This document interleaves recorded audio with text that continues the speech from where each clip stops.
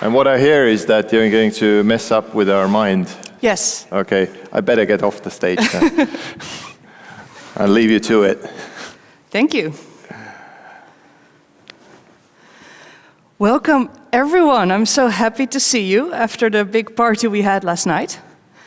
But before we go into the depths of mindset, let me change yours.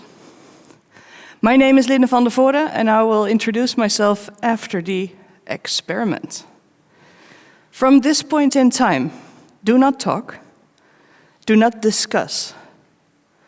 Try not to influence your neighbors with what you're doing, because the experiment has started. You all have a card on your seat. On the card is a code. You may scan the code now.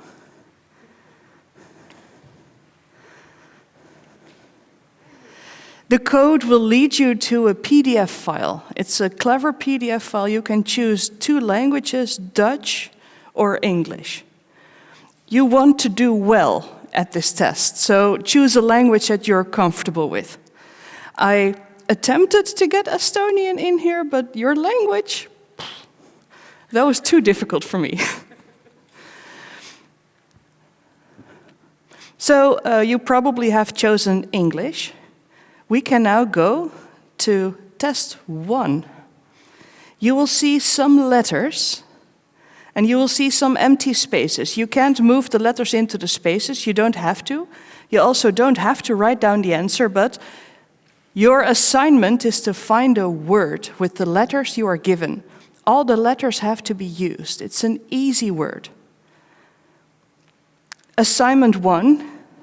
If you have found a word, please raise your hand now. Please raise it higher, because I'm dealing with a lot of lights here. I see some hands here. Great job. Let me quickly walk to this side. What's happening here, people? I see no hands. I'm going to support them. You're okay. Thank you. You can go to assignment 2. Now try. We cannot let that half win, right? Assignment 2, same deal. You get some letters, you get some spaces, make a word. It's quite easy. Okay, I'm going to count down. If you have a word, raise your hand. In 3, 2, 1. I see hands there. I see another hand. What's going on? Team right is not doing so well. Team left, you're acing it. People are finding words here. Okay, last word before I will tell you what's going on. Assignment 3. Same assignment. You get some letters. If you have a word, raise your hand in 3, 2, 1. Almost. Very few hands. Thank you. The experiment has finished. You are not now allowed to talk to each other if you want to.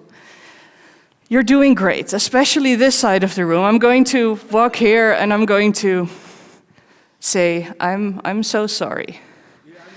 Yeah, Alex, how are you doing? Yeah, I'm hanging in there. Hanging in there, great. The other side of the room, how are you doing? Perfect.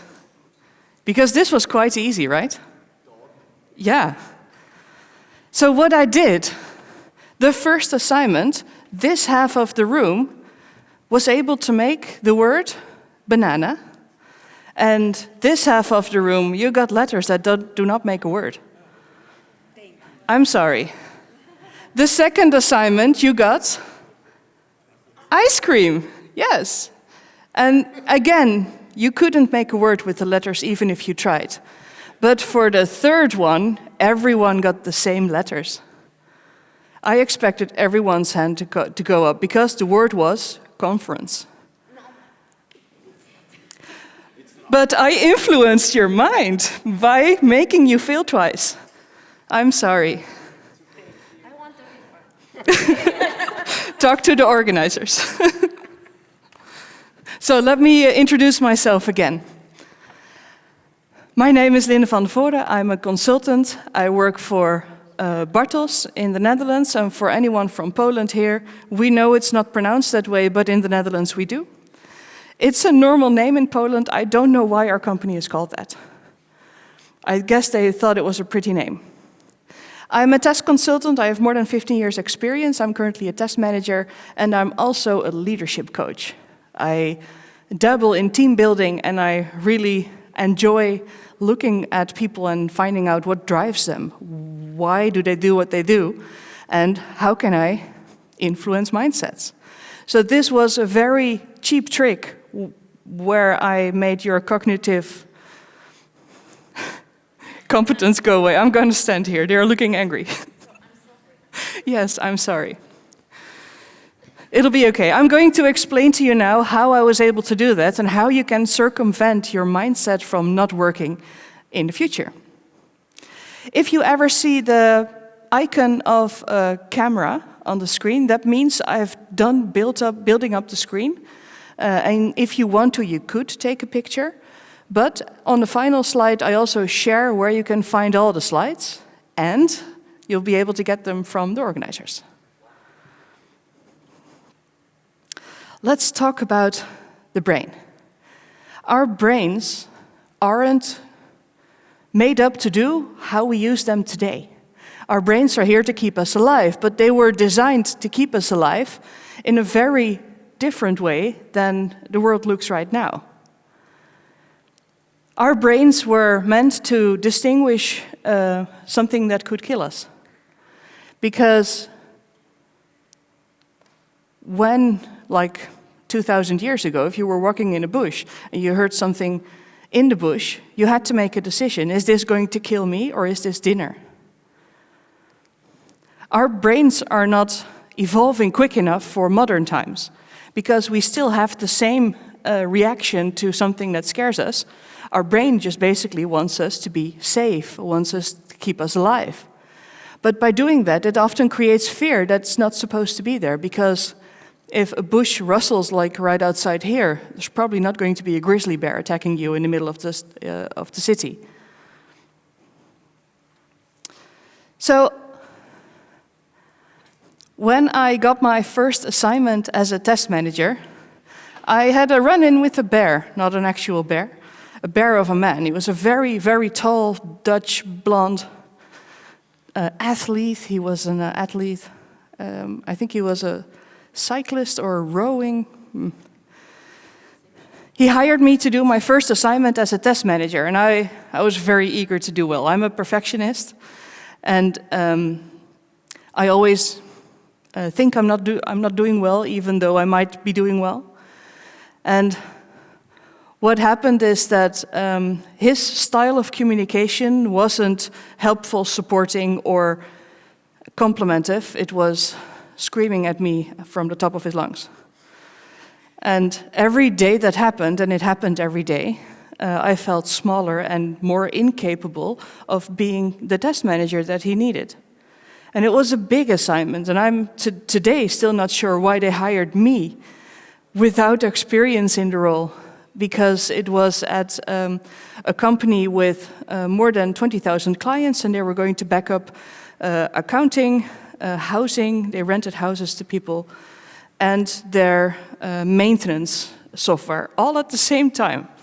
Don't do that, it's a bad idea. And he had certain ideas about how he wanted things done, and they didn't match how I worked. And I was very clear in the interview in how I like to work. I like to work collaboratively, and I like to work in short cycles with feedback, very agile. Because that's actually a great way. If you get feedback, you can change your process and make it fit to what's happening. Because I didn't know the industry, I had no idea what I was doing as a test manager and in that company. But he wanted the Gantt chart for the full thing, and he wanted me to make all the deadlines, and if a deadline wasn't made, and I tried to get feedback and align, he screamed at me. And I could hear him walking from down the hallway, and then I would usually lock my PC, because when he was done screaming, I would go outside to cry. And I probably should have left that assignment. I didn't. because I wanted to succeed as in my first time as a test manager. I tried to, at some point I could see the finish line. We were a month away from go live. I thought, I need to survive this. I need to start looking at him differently. And yeah, he talked a bit like that, but that's a traumatic figure now, so I'll just skip ahead. I tried to look at him as something that's not as dangerous, but bear-like, a panda. Because every time he's screaming at me, I just imagined the place where he's coming from. If he's screaming at me, then what he's thinking must be so bad that whatever I'm hearing isn't the worst of it. His mind space must be terrible, because otherwise why would he be screaming at me? I'm trying to do my job here. So that actually made the last month go relatively well. I didn't cry every day. But it wasn't great. And when this assignment finished, we went live with everything at once, and it went okay, nothing fell over. I'm very proud of that. And it looks good on my resume, but to me, it's still a bad memory. But a bad memory influences me negatively. And the idea of the role that I had when I took the job was still a good one to me. I still thought, this is what I can do. I can coordinate and I can work with people that I somehow always work with a lot of testers that aren't trained testers. And that's the most fun. Yeah, I really love doing that. And I still do that today, and we're 8 years ahead. I realized it's all in my head. So how you perceive things changes how you look at it. So who here has seen the British telecom show Fawlty Towers? Oh yes, a couple of people. Nice. So in Fawlty Towers, it's a small hotel run by a husband and a wife, and they have two helps. They have the chambermaid, and they have the cook, Manuel. And I'm going to talk about Manuel, because Manuel tries, but everything Manuel does goes wrong and makes everything worse. And he really tries to help, he really tries to support, but he doesn't think, he just does, and then everything goes wrong. So I would like to talk to you about how Manuel is working. And that's actually a great way to look at the brain. This is a brain, we all have one, they're amazing. I would like to talk to you about the amygdala. So I'm going to skip over large parts of the brain that I know exist, but I cannot cover it, and I'm not trained for that depth in the brain. The amygdala, this is the feelings regulator.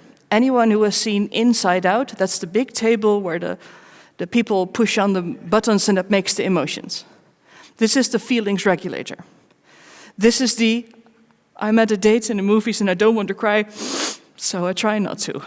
The amygdala helps you decide that. Then we have the thalamus. This is the data maintainer. The thalamus is what stores everything. It might look a bit like this. Oh, no. It might look a bit like this, like a really big bookcase. Every time your amygdala has a reaction to something, your thalamus goes like, I know what this is. They get the book and they start behaving like in the book. Because that's what you've been taught. And then we have the prefrontal lobe. This is the control room. The executive control chamber. And then we have something, I'm just going to read it from the screen because there's a lot of difficult words and I've not been able to get them in my head. We also have to talk about the inhibitory neurons. They are somewhere there in the brain. They originate from the progenitors in the subpallium. They are the don't do it juices, the herbal tea for your brain. Last night I had a lot of them because I only had one beer because I'm here right now. The progenitors in the subpallium. I've really tried to find out where exactly in the brain that is, but I haven't yet, and I've decided it's okay if I don't know. And then we have the amygdala. It sometimes overreacts. And yes, I did use a cauliflower and I made it red. Thought it was funny. If you have an overreacting amygdala, that's where you did the wrong thing and the words fell out of your mouth without thinking and you went, oh, bad. That's where Manuel lives. Manuel has an always overreacting amygdala.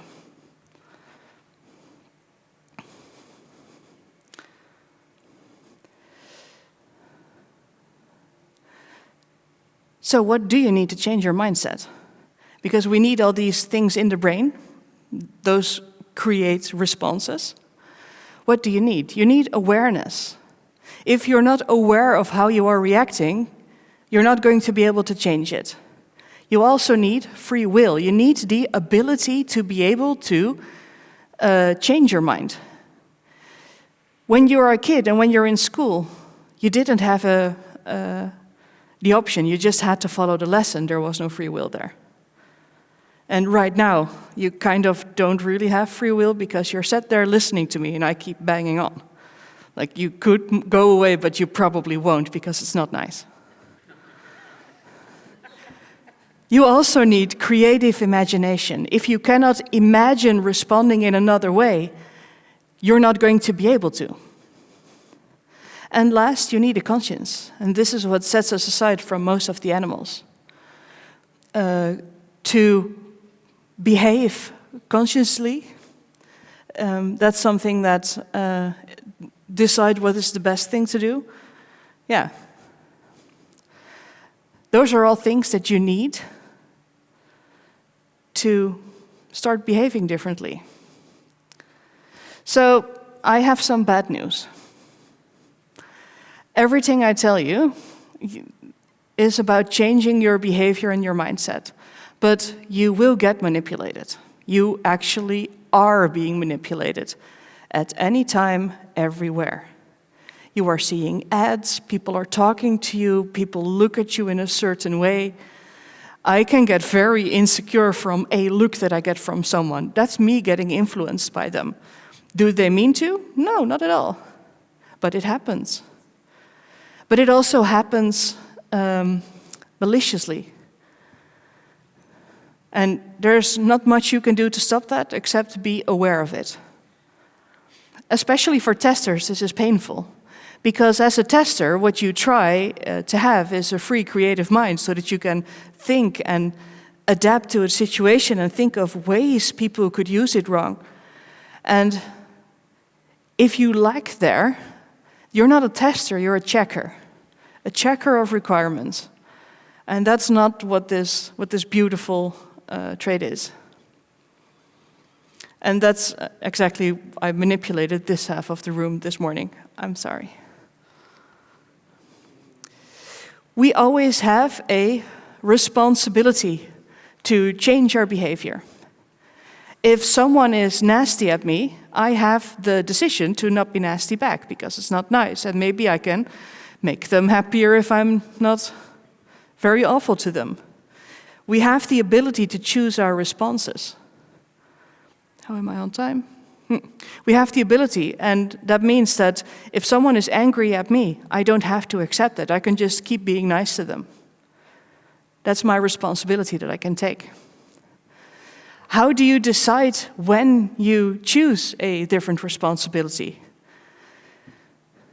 It's always nice if you yourself win. If you come from a point where the way you react gives something positive. And it's great if the other person also gets something positive from that. This is the win-win situation. We don't always choose win-win. Sometimes we choose win-lose. Good for us, bad for the other. And you might not mean to, but this happens. And it also happens the other way around. You could choose something that is bad for you, but good for the other. Sometimes people think they're being altruistic by being bad for them and good for the other, but I think that's not what altruism is, but that's a different talk.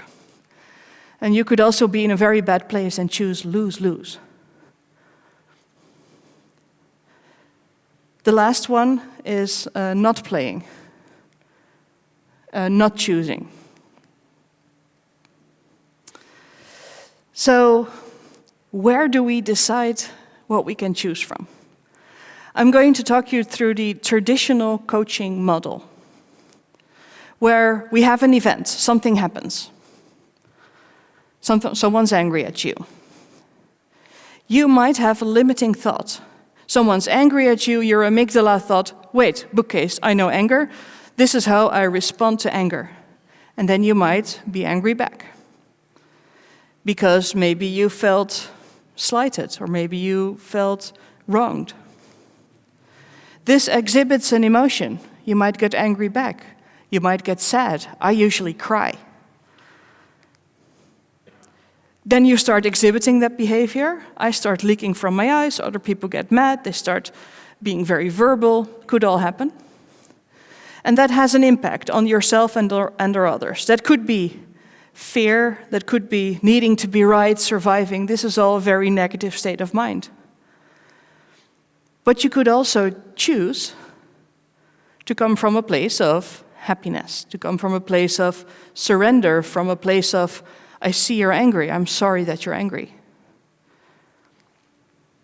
Your behavior has an impact and a consequence. It'll change what happens for the other person. And then you have a choice. The choice is to change your behavior. So where in nature you cannot stop the hormones and neurons that go around in your head. The first 90 seconds something happens, you are a victim of whatever's happening in your mind. But after that, you get to decide your behavior. If someone is angry at me, I might first get angry back, I might cry, I will cry. But then I can decide not to react back and say, I'm sorry I'm crying and I'm sorry you're angry. And then it will calm down, hopefully. Or you can decide this is going big and fight. The big choice you have to make is, are you coming from a place of losing or from a place of loving? And that's a decision you get to make every day. So it's, who here knows the Agile Manifesto? You don't have to recite it. But have you heard of the Agile Manifesto? Right, yeah. I made one of the mind.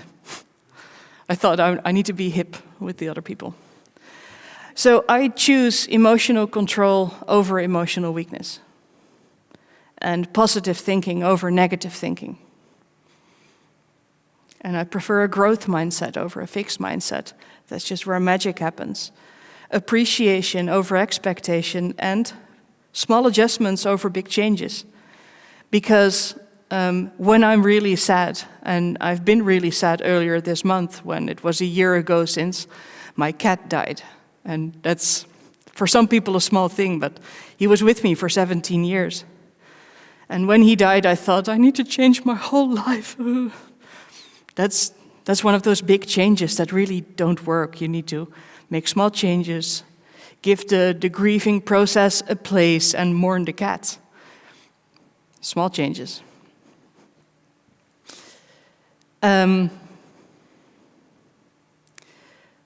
Is it bad if you are ever at the other side of this? No. It's going to happen. But that is where awareness comes in. Remember awareness from a few slides ago? When you are aware that you are at the wrong side, you can work on yourself to get to the right side. And something that I would like to note is that if you have a neurodiverse brain, or if you suffer from mental illnesses, this doesn't come as easy or as normal, I hate the word, as it might be for others. You can do it, but it will cost more energy. So how do you change the mindset of others? What I did here was actually a cheap trick that you can find on the internet, how you can limit people's cognitive behavior in 20 seconds. But how you can always influence others is by choosing a place of leadership, a place of showing the best way to be in a situation. And even if you're unhappy, still slapping on a smile and trying to get the angry person in front of you to not be angry at you anymore, because they might be going through something. The important thing to remember is people want to change, everyone wants to change, but no one wants to be changed. If it's not free choice, people will not do it. And that's also something that in big enterprise changes, people get told, you will now work agile, but they will not do that voluntarily if they are told to. But if you let them feel why it's a good idea for them, and if you give them a choice to try it, they might. So who here has heard of Anthony Robbins? No one. Fun. He's an American leadership coach. And he's very, very shouty, very big. But he does do one thing that I appreciate a lot. And that lesson actually helps me a lot with Estonian culture. Yes. There are several ways where you can, how you can act. Spare me the bad translations. I've translated from American to Dutch, and I'm going back, and the words are kind of a jumble, but it's the thought that counts. So you can see the thing go up and down. This is what we call visual in this explanation. Visual people are people that talk loud and they talk with a lot of movement. They use their arms and they use the whole stage. Naturally, this is me. I'm a physical person and I talk with my hands, and when I like someone, I tend to accidentally touch them. Don't do that with Estonians, I've learned. They will scare away and they will stand a few meters away and look at you funny like, what happened here? Yeah, that's visual. So the second one is auditive. And those people, they will stand a bit more in one space, and they will still use their hands, but a bit less big, and they will talk a bit slower than the visual people. And the third one is the hardest for me. I'm going to try. Give me a few seconds.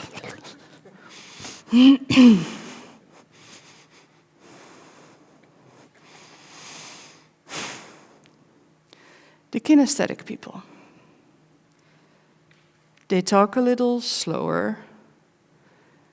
They don't use their, it's physically painful. They don't use their hands.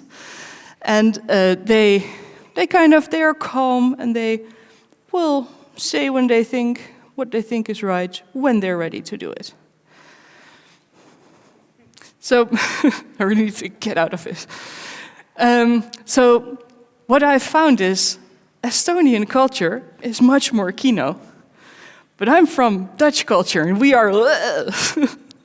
So you can influence or get in contact with others by adjusting your behavior a little bit. The good news is if you're in the middle, it's easy for you to move it up a little or move down. You can only change about 20%. So when you're in the upper region like me, it's very hard to pretend to be a bit more kino. And the same way the other way around. When you're at the bottom, it's very difficult to be loud and to be very big. It can happen, you can do it, but it'll just cost you more energy. Why am I telling you this? If you want to get a message to someone and they're being very video to you, it helps to be a bit video back, because then you connect on that level. So last night when I intimidated that poor Estonian, I'm not sure if you're here, I'm sorry. I was enthusiastic. When you have intimidated someone and they just scare away and I just matched energy. I'm sorry. I'm gonna go back to the dance floor now. Are we okay? We were okay. So energy matching helps. So we've talked about Manuel, right? With the overreacting cauliflower. Manuel doesn't think. He just, something happens, just bookcase, bam, there we go. There's no choice in his behavior, he just goes. So when someone is stuck in that, how do you get them out of it? I was on a Teams call with a team of 6, 7 people, and one of them was very angry with something that happened a week ago that we all couldn't help. It happened. But they were very upset, and they just kept going back to it. So at some point, I muted their mic. That's the wonder of Teams. I muted their mic, and I told her, like, hey, I've muted you. I've got a question for you. What did you have for dinner 2 nights ago? This was the face that I got. But then she started thinking about it. And by asking her that question, she had to access a different part of her brain. There were no big emotions there. And she calmed down. She said, oh, I had tomato soup. Yeah, and about that thing. We should just make sure it doesn't happen again. Yes. So by asking someone what they had for breakfast or for dinner in the past, recent past, you can get them out of the emotion into a different part of their brain, and they usually are responsive after that. It's a different book in the bookcase. So how do you level up your own mindset? It's important to realize that what you are doing, if you actively want to change people's mindset, is that you check in that you're coming from a good place. You don't want to influence people in a bad way. That's bad for you. Sadly, you don't get struck by lightning or sick instantly, but if you want to be a good person and choose the place of love over the place of sorrow, then you want to make a good choice. So you have to be aware. All external influences affect your mindset. Everywhere, always. You can break a negative spiral with your mindset. Unfortunately, you cannot break a depression. That's a mental illness. You should seek medical help if you have that. You cannot just change your mindset and be done with it, like grief. I cannot change my mindset and not miss my cat. I still miss him. And your behavior influences others. And the way you behave will make them either listen to you and say, oh, that's nice, or it'll make them walk away very quickly, like that poor man last night.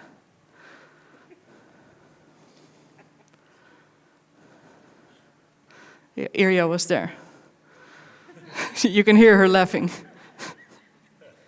Irja is also a video like me.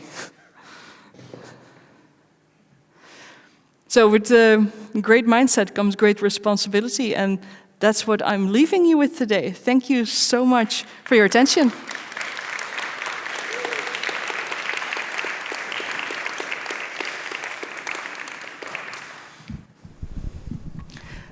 How would I pronounce that? Suraita? Suur-aitäh. You can also say tänan väga. It's written in the same way. Okay. Question? So, thank you for your talk. You gave us a tip how to break somebody else's mindset, but can you give us some tips how to do it when we are spiraling in some... Should we ask ourselves what we had for dinner, or...? I actually do. I try to ask myself something that requires thinking, or I do some basic grounding exercises. Say something in my environment that's blue, that's yellow, that's red, that's green. Think of 5 different species of birds, stuff like that. Do the alphabet with girl names. Anything that makes me think. Yeah, great question. More questions? How to get people in a questioning mindset. Yeah, I didn't do that well. So people hate at least two things. People hate change, and looks like people hate asking questions. How do you change that? People hate thinking as well, you're right.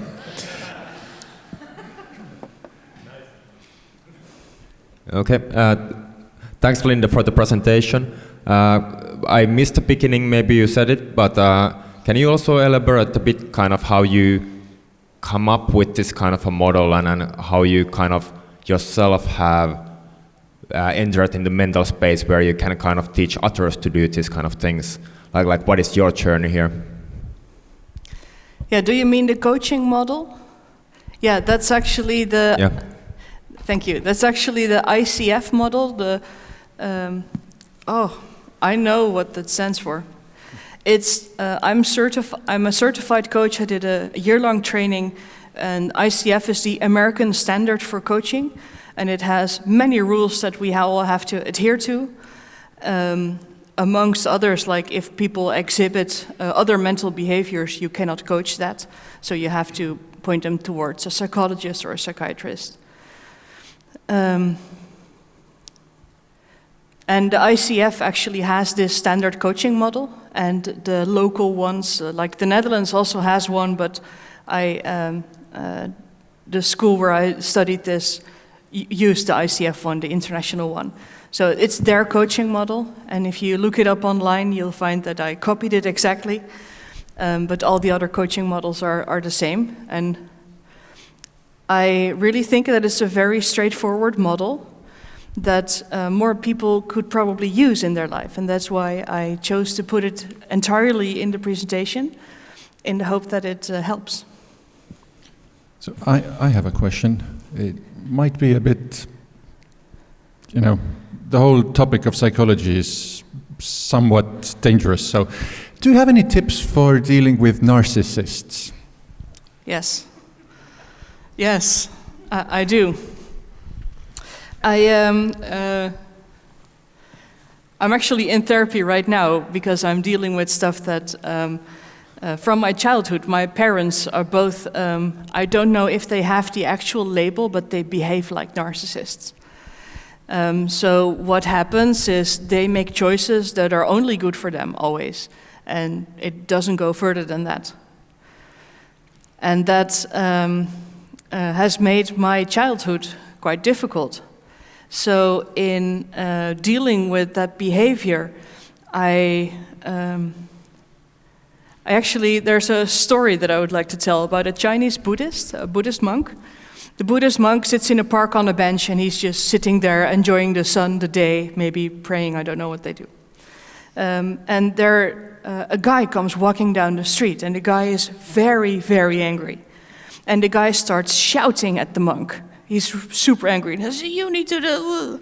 And the monk just sits there, smiling at him, waiting until he finishes. And that angers the man more.